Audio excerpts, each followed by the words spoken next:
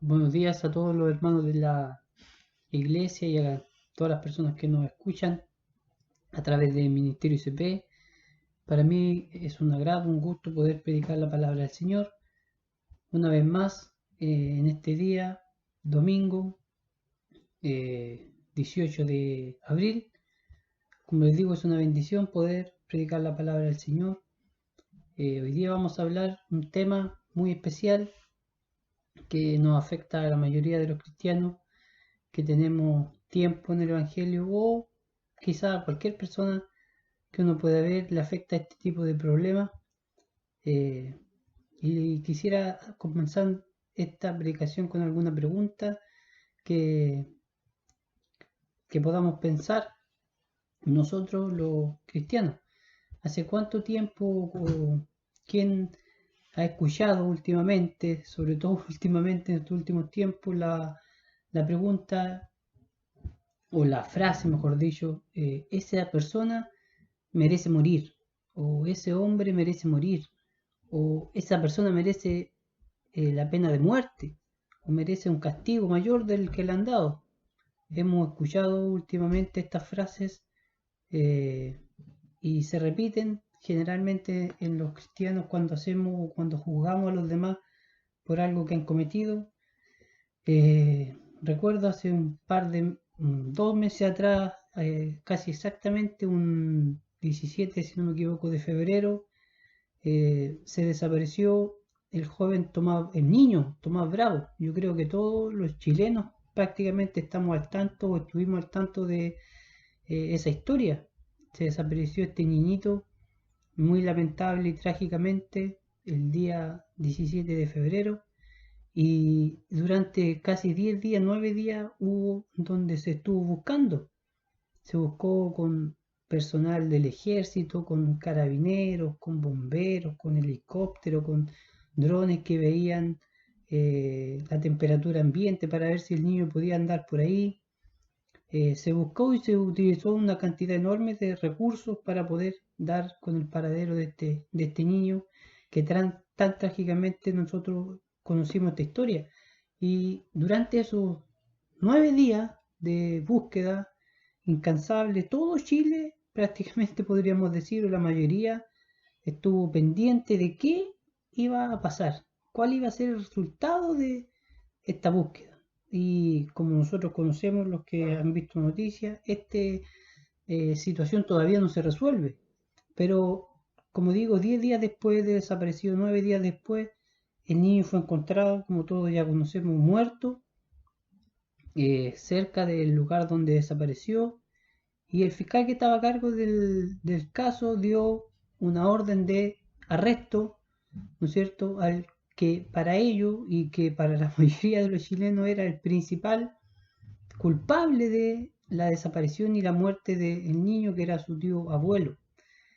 Y yo recuerdo, porque estábamos llegando de un viaje que habíamos hecho aquí a mi casa, cuando estaba la noticia de que se había encontrado el niño, como una turba de personas afuera de un cuartel de la policía eh, trató de ingresar para poco menos que linchar a este hombre que había sido abusado como el culpable de la muerte y desaparición del joven Tomás. Todos estamos, yo estoy seguro, o los que escuchan de Chile por lo menos, al tanto de este caso.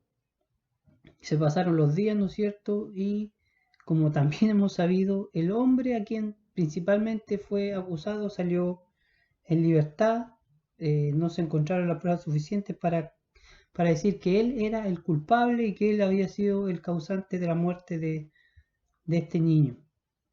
Es una trágica historia, muy triste, muy penosa, sobre todo nosotros lo vimos para la familia de este niño, para su madre, sus abuelos, sus cercanos, todo lo que se vivió, toda la morbosidad que hubo entre medio, entre los comentarios de todas las personas. Pero al finalizar esta acusación, todos o más de algunos, por lo menos yo escuché decir, esa persona merece morir. Y se empezó a hablar de la pena de muerte en Chile, y los que no decían se merece morir, se merece una pena, perdón, de muchos años en la cárcel. acusándolo y dando por hecho de que él había sido el culpable. Ahora quiero hacer un alcance, yo no estoy diciendo que él no tenga ninguna responsabilidad o que él no sea el culpable, todavía no se sabe, pero lo que voy es que nosotros somos muy apresurados para dar nuestro veredicto, para criticar y para hablar acerca de otras cosas que a nosotros no nos deberían corresponder. Esta misma historia o esta misma frase de que nosotros escuchamos decir de este hombre merece morirse, repitió o se dijo antes, perdón, hace casi ya 3000 años, 3100 años aproximadamente en la historia. Si usted puede leer el libro de Segunda de Samuel, capítulo 12, donde aparece David y Urías y la esposa de Urías que era Betsabé. David se había quedado en su palacio, el ejército de David había ido a la batalla y David vio a una mujer hermosa desde su palacio y lo puede usted leer, dice que la tomó como mujer, durmió con ella y después mandó a Urías a que lo trajeran para engañarlo, porque la mujer había quedado embarazada, ¿no es cierto? Entonces mandó a buscar a Urías para traerlo y poder engañarlo para que él estuviera con su esposa y que el hijo que iban a tener como que hubiese sido de Urías. Esa era la intención de David. Y nosotros conocemos la mayoría de los cristianos, pero igual es bueno recordarlo, el desenlace de la historia. Manda a David, al final Urías no tiene relaciones con su esposa y lo manda a la batalla. Y por mano de Urías se manda un mensaje al que estaba a cargo de la batalla, por el mismo Urías, a que lo dejaran solo en la batalla y que al final Urías muriera. Lo dejaran morir en el campo de batalla. Esa fue la orden del rey David. Este pecado es conocido y David tuvo serias consecuencias por o a raíz de este pecado. Dice más adelante, si usted sigue leyendo el pasaje, que el profeta Natán, que había ido a reprender a David, le dice que por ese pecado la espada de la familia de David no se iba a quitar, o sea que siempre iba a seguir en su familia y lo vemos con sus descendientes, esta guerra interminable que al final termina también con sus hijos disputándose el trono de David. Y ahí, cuando llega Natán, lo vemos en el capítulo 12 del libro de Samuel, llega Natán a reprender a David y, como le digo, David hace esta misma frase que se escuchó durante algún tiempo aquí en el país y que se escucha generalmente en las personas que juzgan a las demás.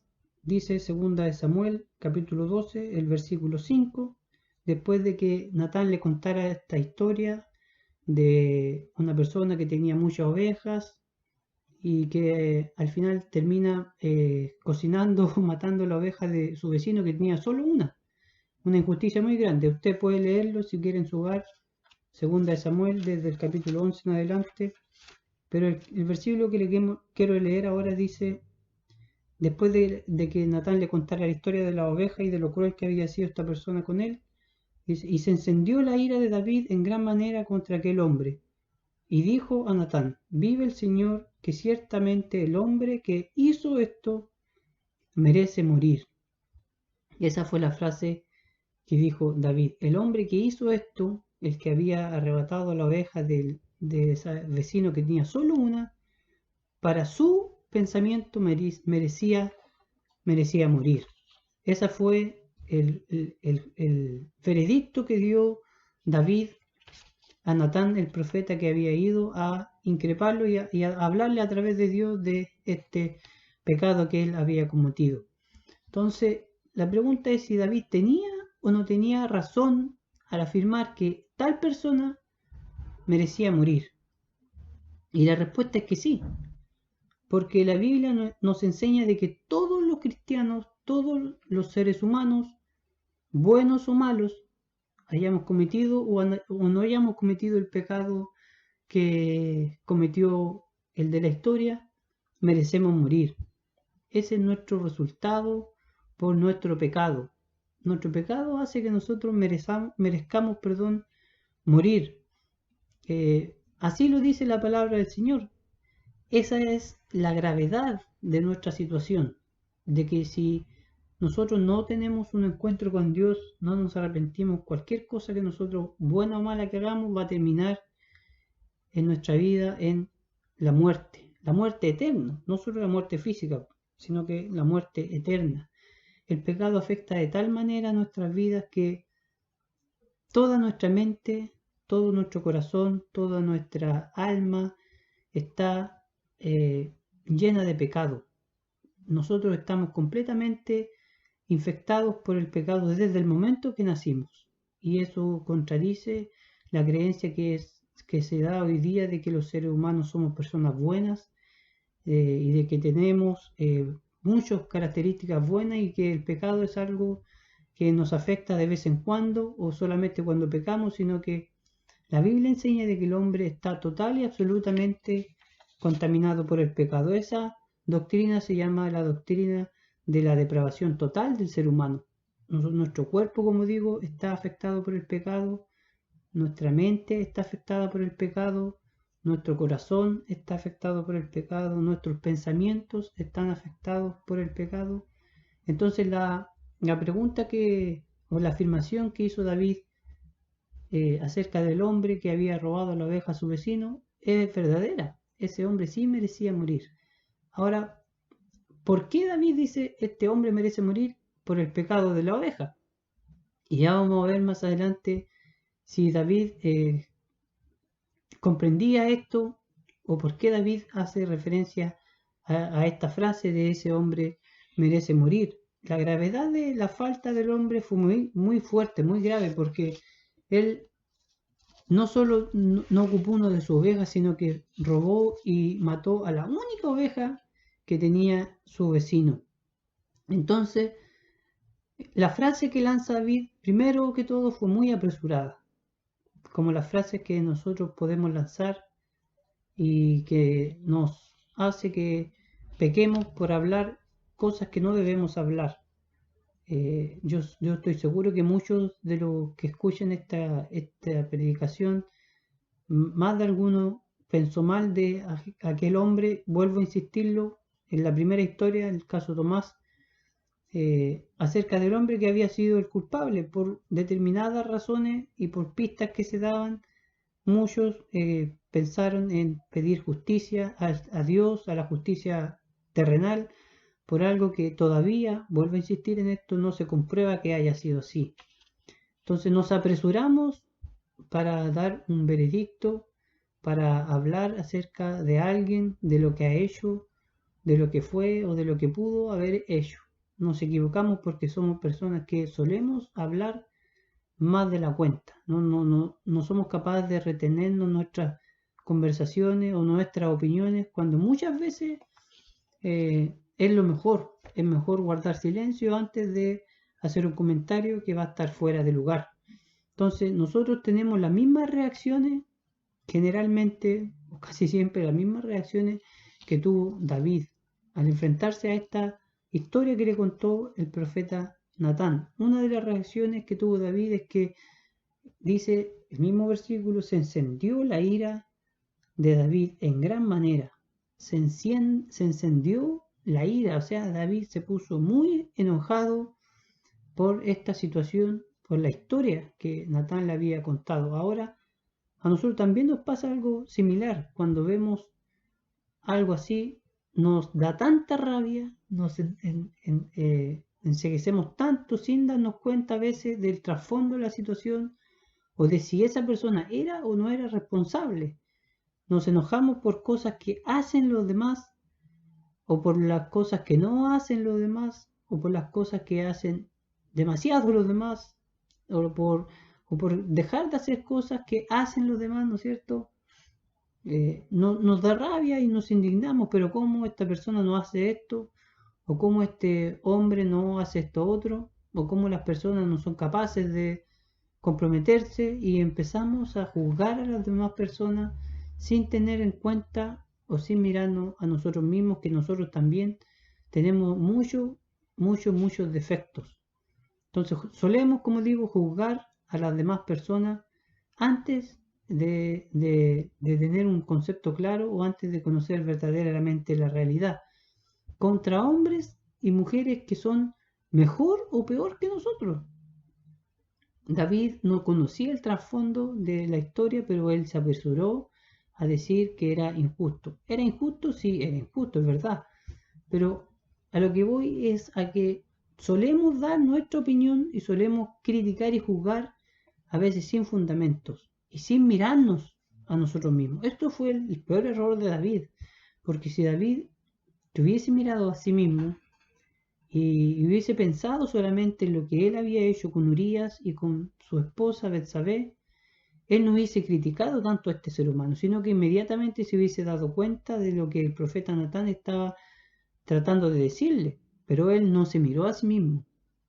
David no se miró así, no pensó en él, no pensó que él era responsable y culpable también de pecado como el hombre de la historia. Y así nosotros también, cuando juzgamos a otros seres, otras personas por pecado o por errores que cometen, no nos miramos a nosotros.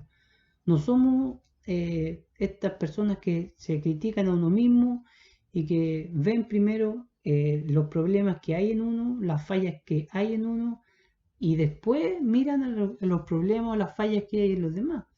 Si nosotros, como dice la misma Biblia, nos detuviéramos a ver todo lo que eh, todos los pecados, todos los errores y todos los incumplimientos que nosotros cometemos, no tendríamos tiempo para juzgar a las demás personas, al contrario, solo tendríamos tiempo de mirarnos nosotros y de tratar de perfeccionarnos nosotros mismos. Un llamado entonces es a mirarnos primeramente a nosotros como seres humanos, como hombres que somos, como pecadores que somos, antes de criticar y antes de dar un veredicto. Como digo, declaramos un veredicto justo o injusto sin tener en cuenta las bases correspondientes. O sea, nosotros decimos, esta es la pena que merece esta persona. Esto es lo que merece el hombre o esto es lo que merece esa mujer por haber hecho ese pecado. ¿Y cuándo se nos ha dado a nosotros, en qué parte de la Biblia, si usted lee, se nos ha dado a nosotros la facultad de juzgar a las demás personas? En ningún caso, al contrario, nos habla la palabra del Señor que nosotros no debemos juzgar a las demás personas, a nadie, por ningún pecado, por ninguna falta, por ningún error que cometan. Nosotros no tenemos la autoridad de juzgar a esas personas porque es el que juzga y el que tiene la vara justa para medir la justicia es Dios, el único. Si nosotros nos ponemos a juzgar humanamente, nos vamos a equivocar y vamos a cometer errores. Vamos a ser personas injustas. Precisamente lo que nosotros estamos buscando justicia, vamos a terminar siendo personas injustas. Siempre que el ser humano quiere dar un veredicto sobre algún punto, está ese veredicto lamentablemente infectado por el pecado, infectado por nuestro pensamiento, por lo que creemos que podría ser, por lo que creemos cómo debió haber sido, o por lo que creemos, cómo que creemos nosotros que debería haber sido. Está infectado por nuestra mente pecaminosa, entonces nuestro juzgado o nuestra sentencia de justicia siempre está infectada por el pecado, por lo tanto siempre es injusta. Siempre que nosotros vamos a dar un veredicto va a ser injusto porque en nuestra mente está el pecado también. Y no nos miramos, como digo, lo que nosotros hacemos o lo que esa persona podría haber estado viviendo. Yo me pongo siempre ahora pensando en este caso, si esta persona del primer caso que les comenté resultara inocente y no fuera él el culpable de la muerte de Tomás, ¿cuánta culpa habrá en su vida? ¿Cuántos problemas generó esto de que se le acusara injustamente? ¿Cuántas situaciones va a tener que vivir desde ahora en adelante? ¿Cómo se sentirá él? Usted y yo no nos hemos puesto en ese caso de que esa persona quizás sea inocente. ¿Se ha dado cuenta todo lo que se ha dicho acerca de él, de esa persona, del tío abuelo? o de cualquier otro que se le acuse y que resulte no ser culpable. Yo he escuchado muchos casos de personas que han estado en la cárcel injustamente, se les ha acusado de algún crimen o de algo y llegan a la situación de quedar presos por estar injustamente acusado.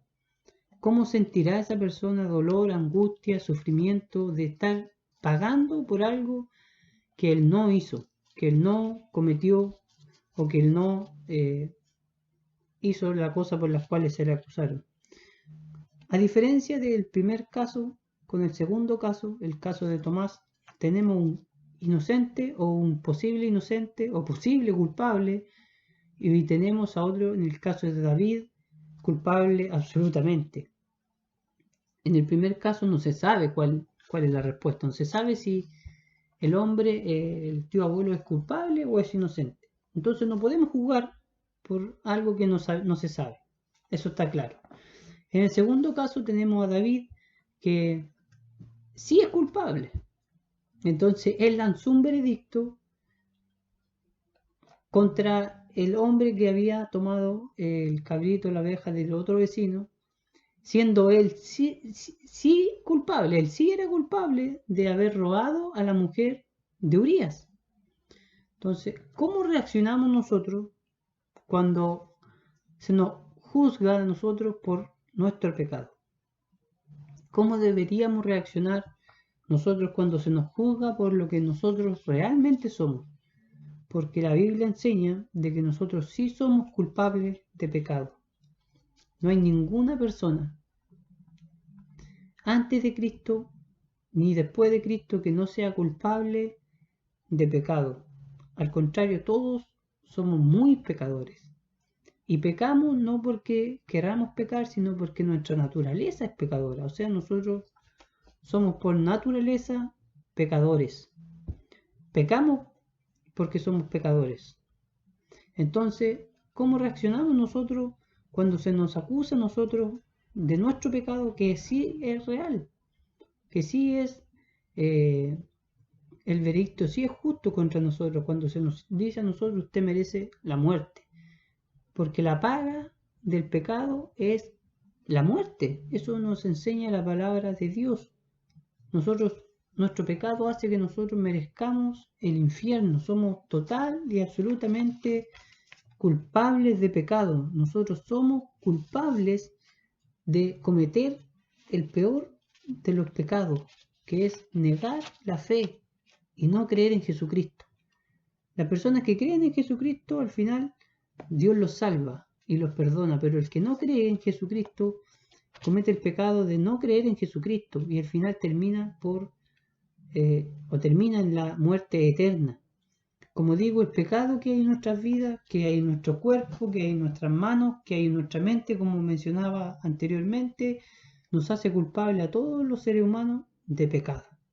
Y nos hace culpable a todos nosotros, y la sentencia para nuestras vidas es el juicio eterno de perdición y de muerte. Ahora, nadie que llegue al infierno, ninguna persona que se pierda, va a poder reclamarle al Señor de algo injusto o de que fue injusto con su vida, porque esa persona va a ser consciente de sus pecados, va a ser consciente de lo que él hizo, va a ser consciente de lo que él cometió y de lo que él no quiso hacer. Entonces nadie en el infierno va a tener la palabra de poder decir esto es injusto o Dios fue injusto conmigo, porque Dios no es injusto y porque nosotros merecemos realmente morir.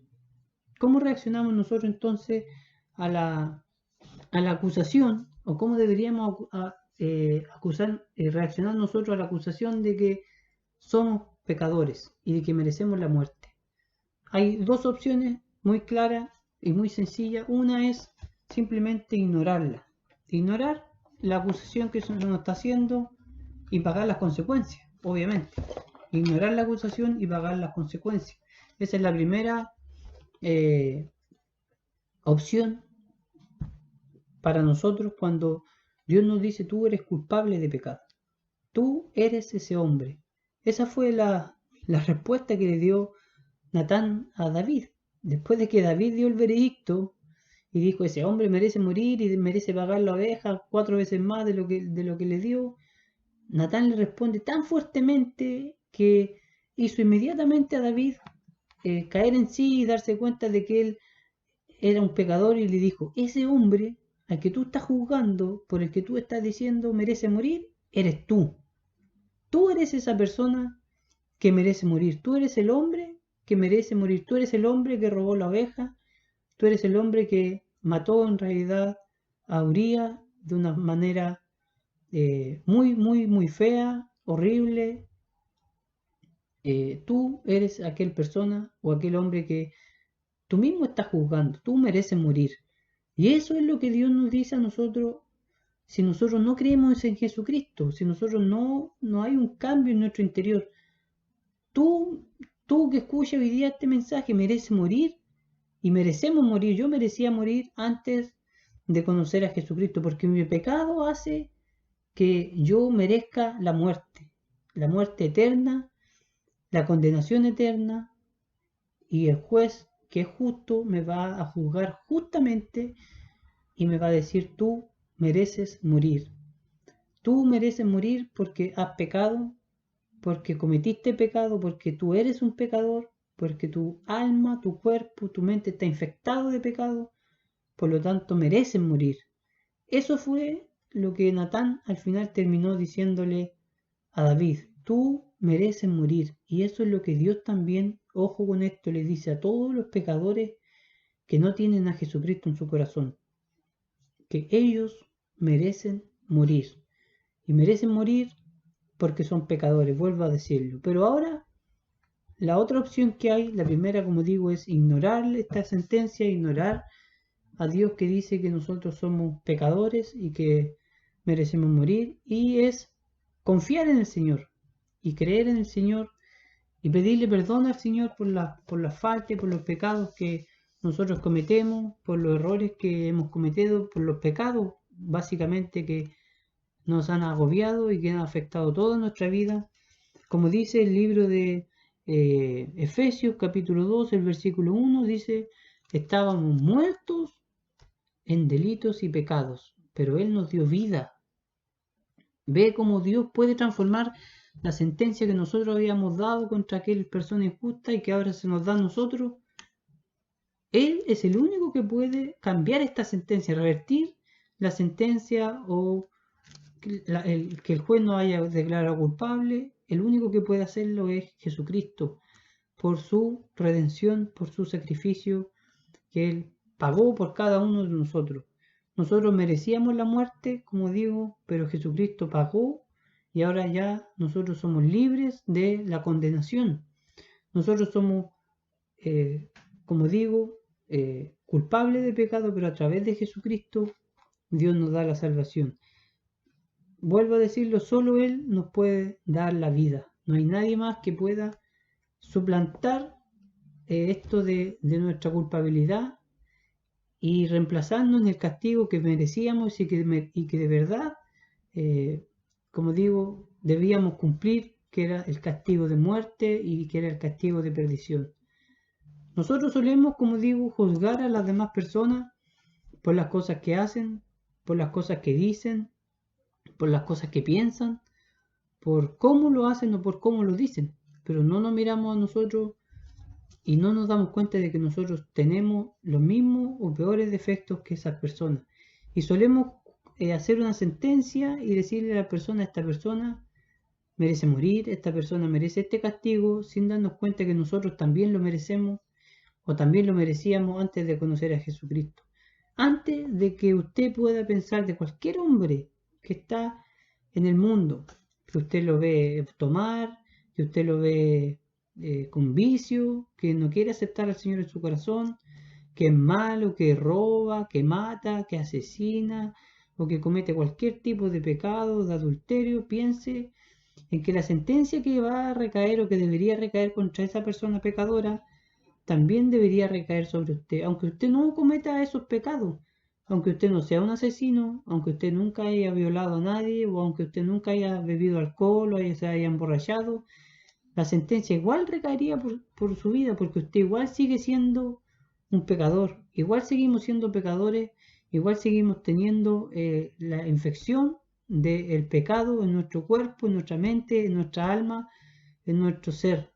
Somos todos culpables de pecado. Entonces, antes de juzgar sin tener este pensamiento de mirarnos a nosotros, pensemos un poco que nosotros, como digo, también merecemos o merecíamos morir.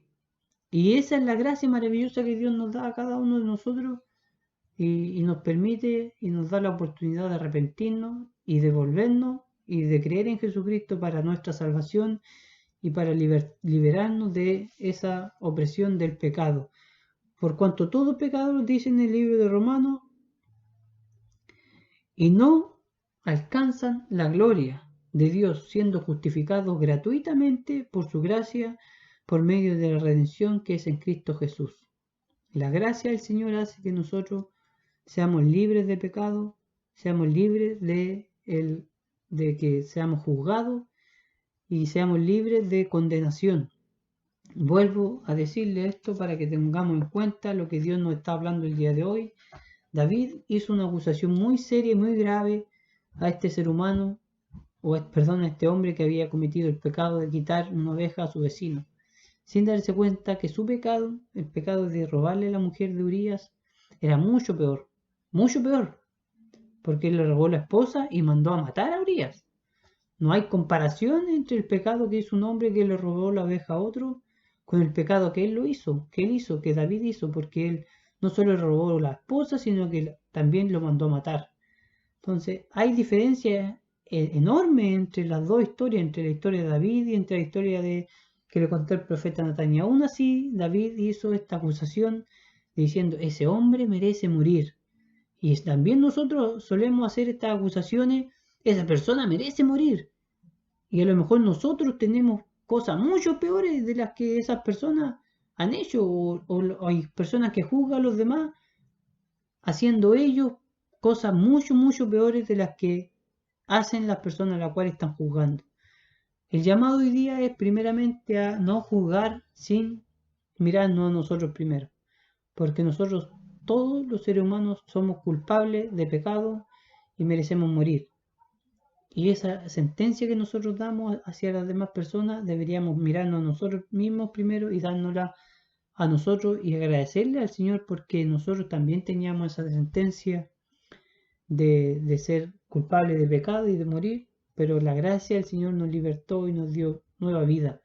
Y el segundo llamado es a que todas las personas que todavía no conocen a Jesucristo y que son culpables de pecado puedan arrepentirse.